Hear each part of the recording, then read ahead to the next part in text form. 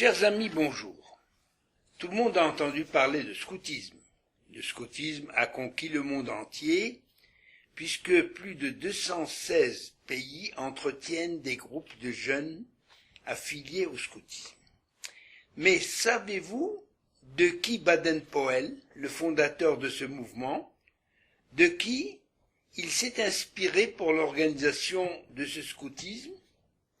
Un groupe, troupe, patrouille, éclaireurs, louveteaux, avec des fanions, des foulards, des totems.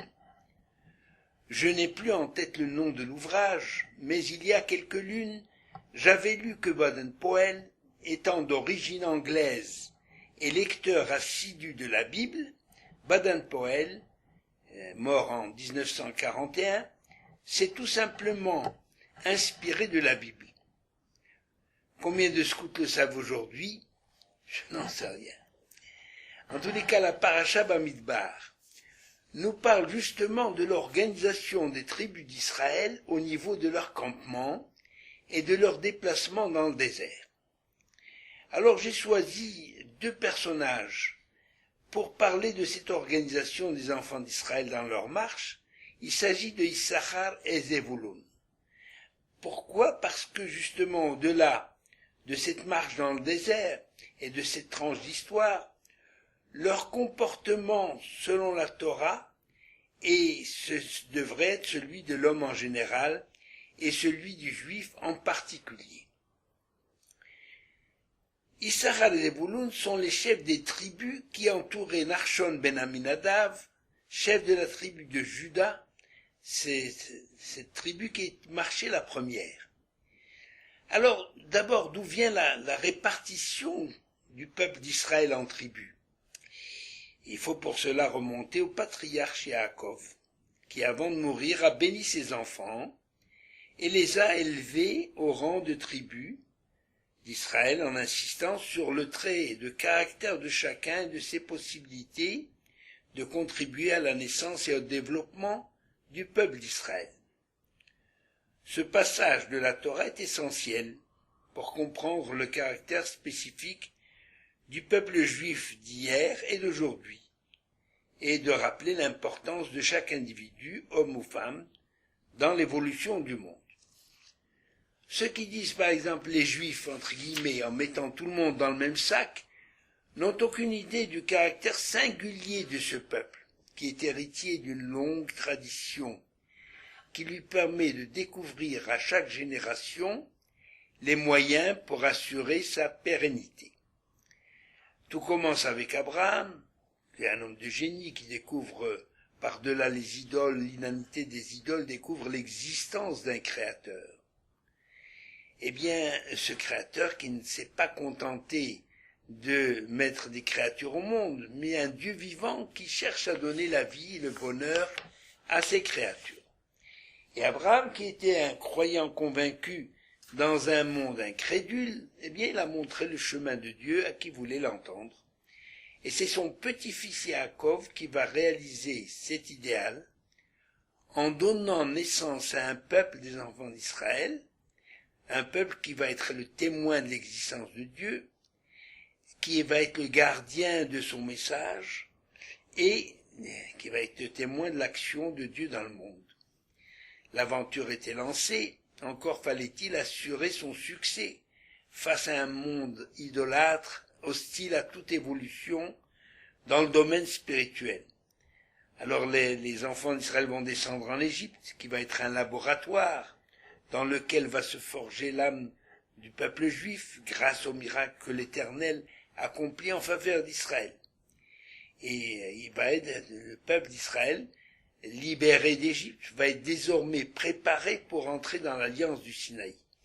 Mais le séjour dans le désert va se révéler la meilleure école pour conférer au peuple des enfants d'Israël une foi capable de briser les montagnes et de surmonter tous les obstacles qui surgiront sur sa route. Le fait que la Torah ait été révélée dans le désert, c'est-à-dire un no man's land, eh bien, signifie qu'elle était destinée à toutes les nations. Mais, justement, les nations ne l'ont pas acceptée. Et le fait qu'elle ait été donnée qu'elle leur ait été donnée n'a pas atténué l'hostilité de ces nations à l'encontre du peuple juif qui a fait de la Torah sa règle de vie. Et vous savez que parler de la Torah n'a pas de limite, parce que toute une vie est insuffisante pour en découvrir tous les aspects et toutes les vertus. Comme la tradition nous le révèle, eh bien l'Éternel s'est donné au monde dans le texte de la Torah. C'est-à-dire que l'étude de la Torah nous permet d'accéder à Dieu. Mais Dieu étant infini, l'étude qui lui donne accès est également infinie. Bon, nous allons prendre justement un passage, parce que chaque passage de la Torah pourrait être le reflet de tout le message divin. Et dans la Parasha Bamidbar, nous découvrons que le lieu choisi pour la révélation de la Torah n'est pas un hasard.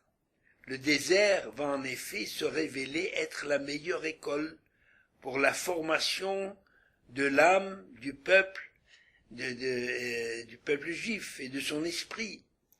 Parce que, malgré sa foi en Dieu, le peuple d'Israël apprend qu'il ne faut pas compter sur le miracle. C'est ainsi que le premier acte de Moïse est de recenser les hommes valides pour former une armée. Et pourtant, aucun ennemi ne se profile à l'horizon. Cette armée unique en son genre, pour l'époque, parce que dans l'Antiquité, le service national obligatoire était inconnu, même au Moyen-Âge. La guerre était l'affaire de nobles qui se partageaient des territoires en ayant recours à des masses d'esclaves ou de mercenaires, tandis que l'armée du désert, celle de Moshe Rabbeinu, c'est une armée populaire. Elle le demeurera tout au long de son histoire, une armée dans laquelle chaque soldat n'est pas un numéro sans nom. Il demeure un père de famille ou un fils de famille. C'est le sens du commandement donné à Moïse lorsque Dieu lui dit de faire le recensement.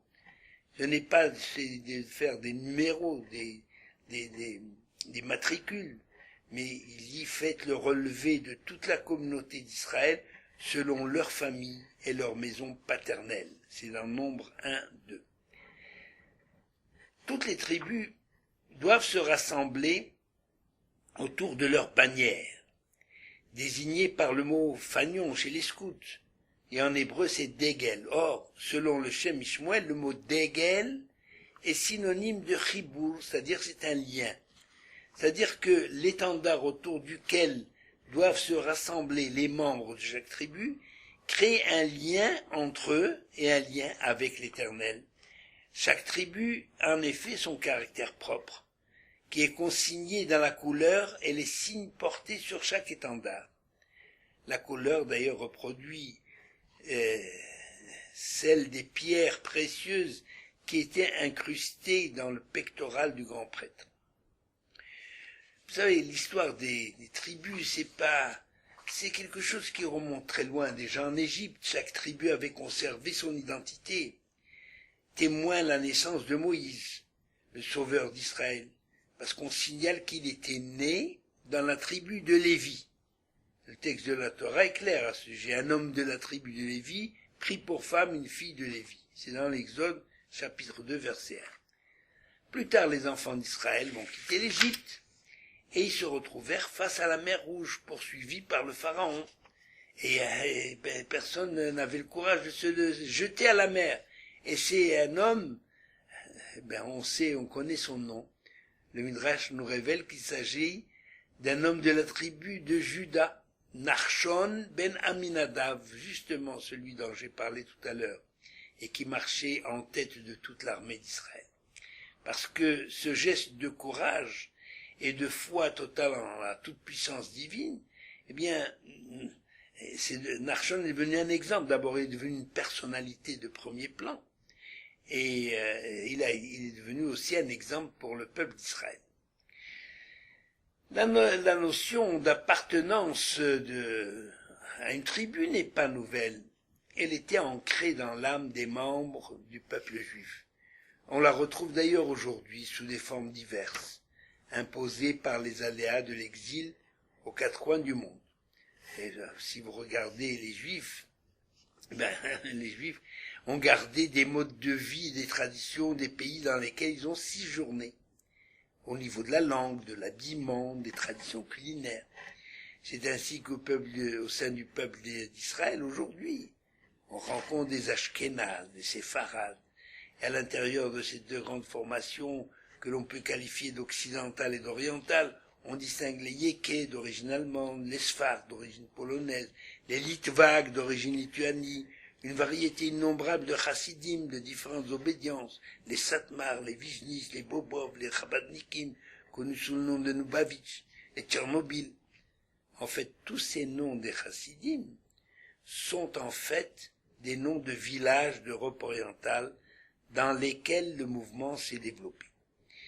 Il en est d'ailleurs de même chez les Sfardim, chez qui on distingue les originaires d'Irak, de Syrie, de Yémen, d'Algérie, du Maroc, de Tunisie. Mais toutes ces traditions diverses, qui se rencontrent aujourd'hui dans l'État d'Israël, aux côtés des laïcs, qui sont soit sympathisants, soit hostiles au monde religieux, mais en fait, toutes ces traditions et tous ces différents courants conservent, mais il y a quelque chose qui émerge, conserve malgré tout, et malgré leur apparent détachement de certaines traditions religieuses, ils conservent leur attachement au jeûne de Kippour, par exemple, ou à la célébration du Seder. Je parle de ces gens qui paraissent hostiles à la tradition juive. C'est-à-dire, comme dans le désert, toutes ces variétés de juifs ne forment qu'un seul peuple avec la même aspiration, la pérennité de l'identité juive. L'organisation du désert avait pour objectif de créer l'unité et l'harmonie au sein d'un peuple composé de membres très divers, différents par leur éducation, leur rang social, leur aptitude. Pour créer cette unité et cette harmonie, l'Éternel a montré la voie à Moïse. Il fallait disposer les tribus de manière à ce qu'elles se complètent par une entraide incontournable. C'est-à-dire, même au niveau de la promotion sociale, tous les citoyens n'ont pas les mêmes chances de réussite. La Torah affirme que chaque individu a son importance propre et sa fonction bien spécifique, quelle que soit sa place dans la société. Mieux, chaque individu est indispensable au bon fonctionnement de la société. On pourrait comparer le peuple à un corps humain dans lequel chaque membre et chaque organe est nécessaire pour une parfaite santé. Et il est évident que l'absence ou le mauvais fonctionnement d'un organe a non seulement une influence sur tout l'organisme, mais également une influence sur la vie au quotidien de l'individu qui est handicapé, et même sur son entourage. Vous savez, dans un pays où tous les hommes, n'importe quel pays, tous les hommes ne jouissent pas du même niveau de vie. Comme le dit la Torah, il y aura toujours des pauvres, même si on donne à chaque individu les mêmes chances au départ. La cité idéale n'est pas égalitaire, mais la cité idéale, c'est celle qui permet à chaque individu de s'épanouir en fonction de ses possibilités intellectuelles et physiques, ainsi qu'au niveau de ses aspirations. Ça, c'est la cité idéale. Mais elle n'existe pas. Difficile d'y arriver. Comment on peut y arriver? En organisant la société de manière à ce que chacun aspire au bonheur de la cité et que chacun ressente l'importance de sa contribution au bonheur de tous. C'est-à-dire, on ne peut pas vivre égoïstement sans se préoccuper du bonheur de tous. Ça, c'est la cité idéale. Parce que si tous les gens de la cité ont un même idéal, ça veut dire maintenir la cité, le bonheur de la cité, alors chacun a sa place sans qu'il est utile et qu'il contribue à ce bonheur. Dans le désert, justement, les tribus campaient de telle sorte que pour chacune, le voisinage de l'autre était enrichissant. Chacun pouvait trouver chez l'autre ce qui lui manquait. et donc personne n'avait le sentiment d'être inutile. C'est un sentiment terrible qui a envahi par exemple le cœur de tous ceux qui ont travaillé toute leur vie au service de la société, mais qui ont oublié de s'occuper de leur âme. Parce que justement, le problème pour l'homme, c'est de non seulement, comme j'ai dit dans la cité idéale, de construire cette cité, mais c'est d'abord de se construire soi-même. L'entraide peut jouer dans une société animée du même idéal.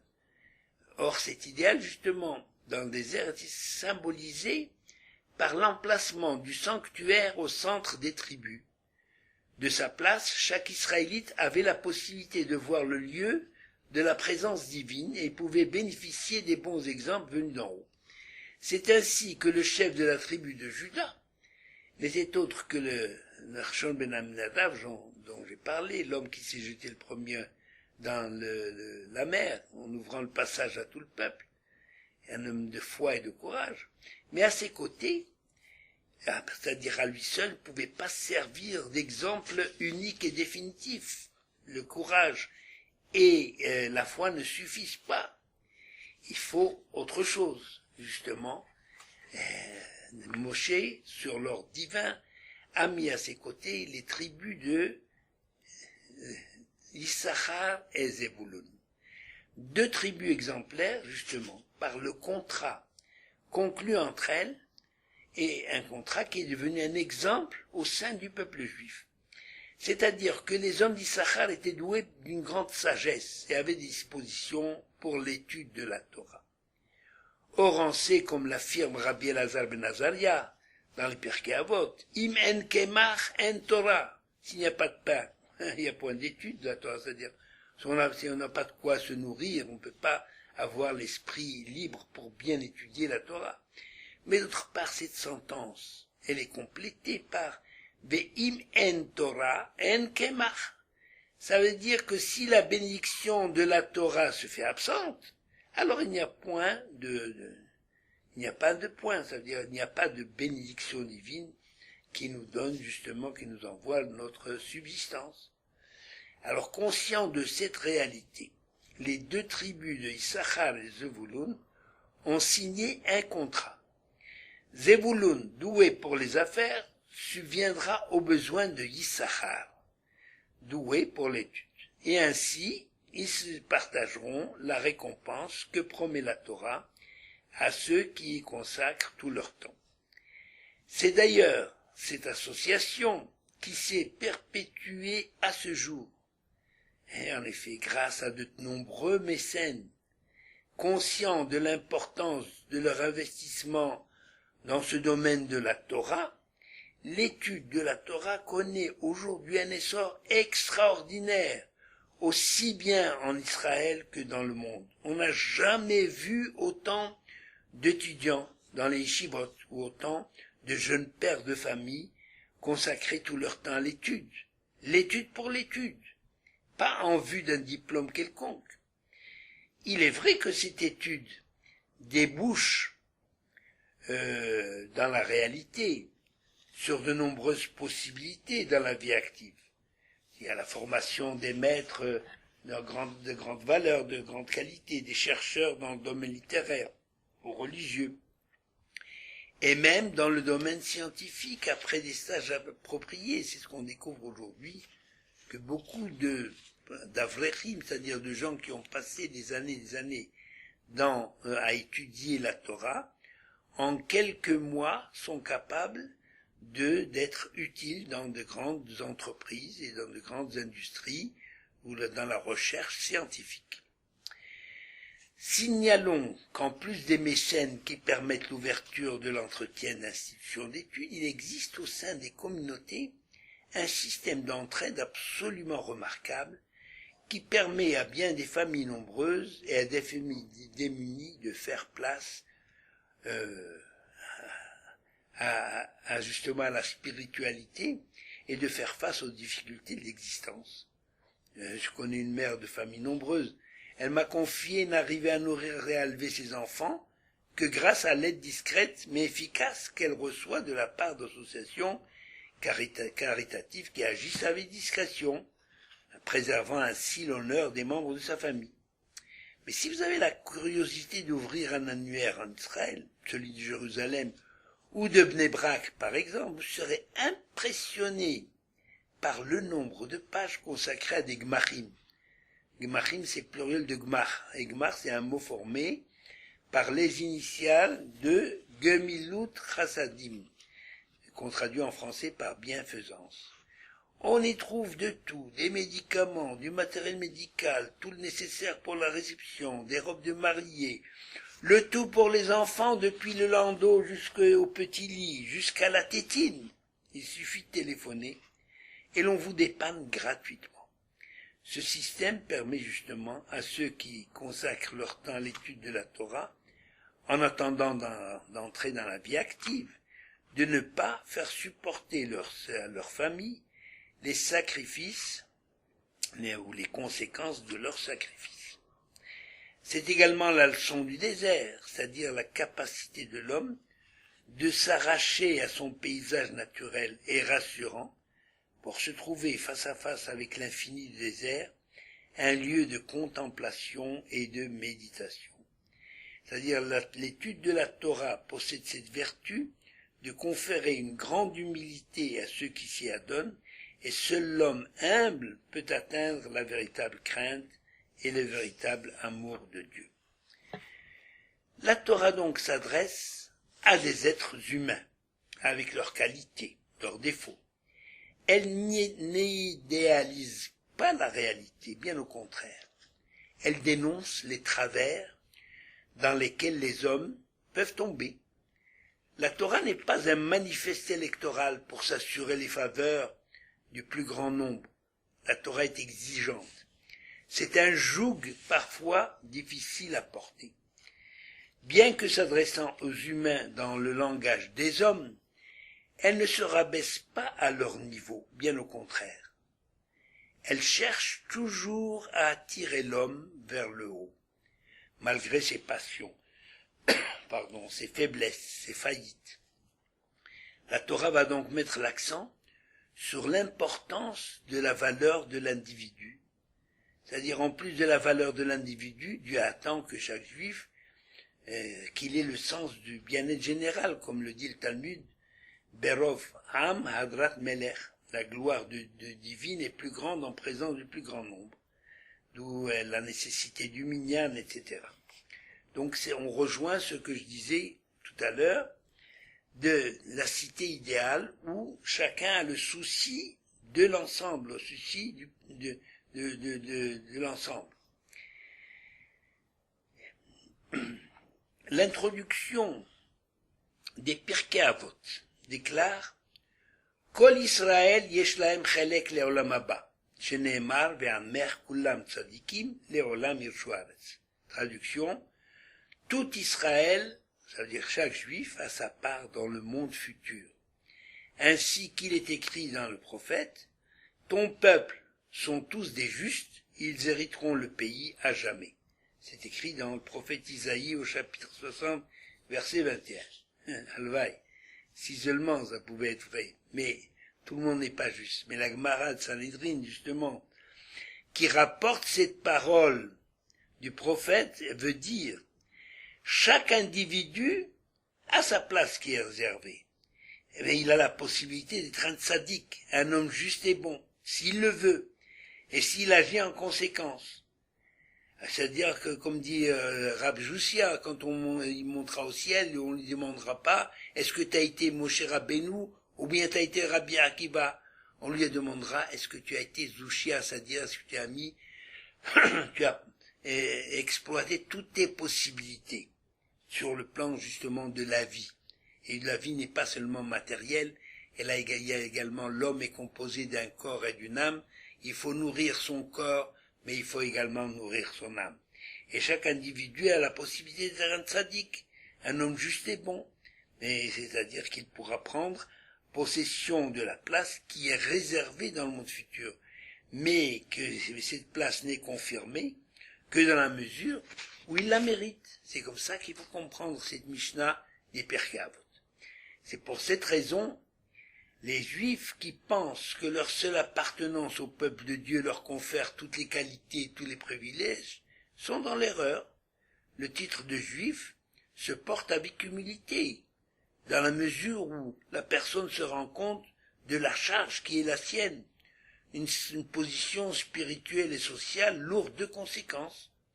Il suffit d'ouvrir les yeux et les oreilles pour se rendre compte combien les nations sont exigeantes vis-à-vis des Juifs en général, de l'État d'Israël en particulier, en tant que nation, et des Juifs en tant qu'individus.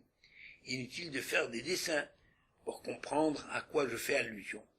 D'un côté, le monde refuse aux Juifs d'être comme les autres, d'agir comme les autres, et de l'autre côté, il leur reproche le même fait lorsqu'ils font comme tout le monde.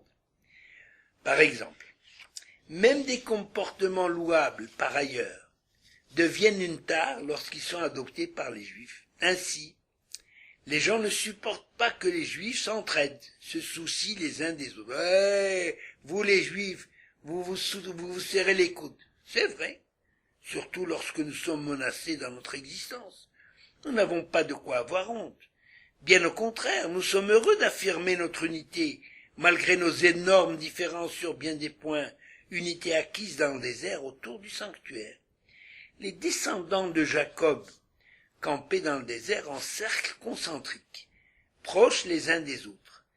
Le même désert, le même désert se retrouve, si vous voulez, dans la vie aujourd'hui. Le même comportement a été adopté par les descendants pour traverser le désert de l'histoire, les périodes de persécution, de détresse. Et la seule arme dont nous disposons, c'est justement la fraternité et l'unité. Nous n'avons que cette arme qui soit efficace depuis l'histoire de l'armée du roi d'Israël qui s'appelait Achab, le mari de Jézabel.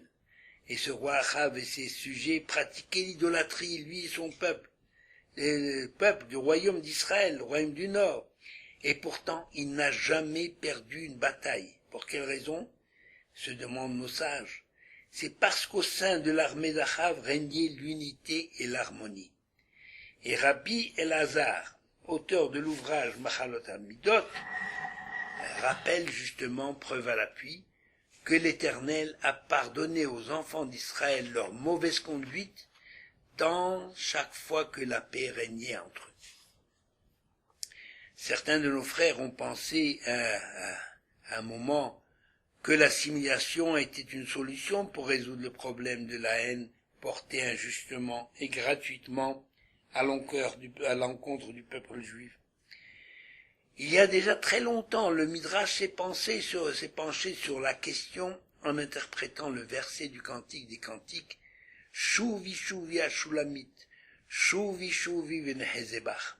C'est dans le Cantique, chapitre 7, verset 1. Reviens, reviens la Shulamite. L'héroïne, c'est le nom de l'héroïne du livre des Cantiques qui symbolise le peuple d'Israël. Reviens, reviens et nous te grandirons. Le Rav Gershon Kahen rapporte le Midrash qui explique ce verset de Shir HaShirim de la manière suivante.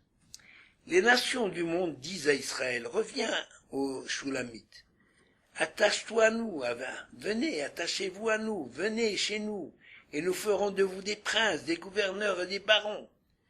Mais Israël répond, que pouvez-vous nous offrir? Quel titre de grandeur pouvez-vous nous proposer?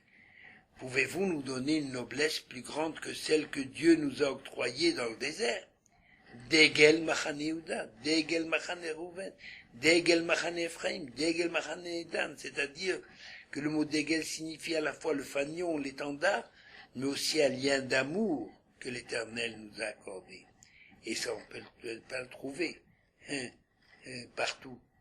Le Rav Gershon traduit ainsi la pensée du Midrash en disant « Les peuples ont toujours essayé d'attirer les Juifs en leur laissant miroiter ou en leur faisant miroiter des places honorables dans la société, mais en fin de compte, malgré les efforts du Juif à vouloir être comme les autres, son âme de Juif ne s'épanouit vraiment qu'à l'intérieur de son camp. il sera loyal envers le pays de sa naissance et de sa résidence. Le juif cherchera à s'intégrer, à être utile dans la société dans laquelle il évolue. Il sera un bon citoyen, parfois plus royaliste que le roi, sincère, fidèle et loyal. Mais sa richesse et son bonheur véritable résident justement dans son sentiment d'appartenance au peuple de Dieu et son attachement à la tradition de ses pères.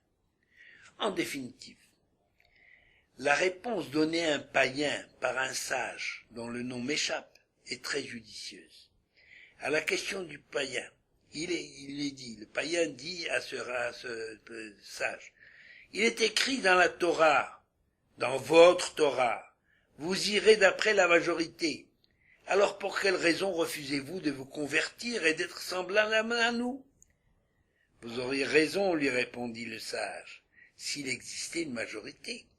Mais une telle majorité n'existe pas dans le monde. Les nations sont tellement divisées, aucune ne détient à elle seule la majorité.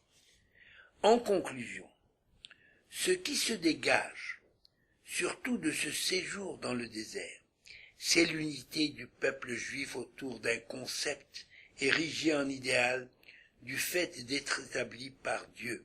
Le Créateur connaît mieux que personne la nature et le devenir de chaque créature, et le Créateur a choisi un peuple pour être le gardien de ce plan qui a servi à l'élaboration de l'univers et qui a pour nom la Torah. Pour montrer la centralité de la Torah, Dieu a enjoint à Moïse d'organiser le peuple d'Israël dans le désert de telle sorte que cette Torah soit au cœur du campement des enfants d'Israël dans leur diversité. Cette image, justement, a été reprise par l'Éternel lui-même lorsqu'il a dit « Ve'asuli mikdash, ve'shachanti betocham » que les enfants d'Israël me fassent un sanctuaire, mais c'est dans le cœur de chacun que je résiderai. Désormais, chaque juif doit savoir qu'il porte à jamais le temple de l'Éternel dans son cœur, même s'il lui arrive de l'oublier. Chazak ve'ematz, Chag Sameach, une bonne fête de Shavuot et une bonne acceptation de cette Torah magnifique qui a apporté la lumière.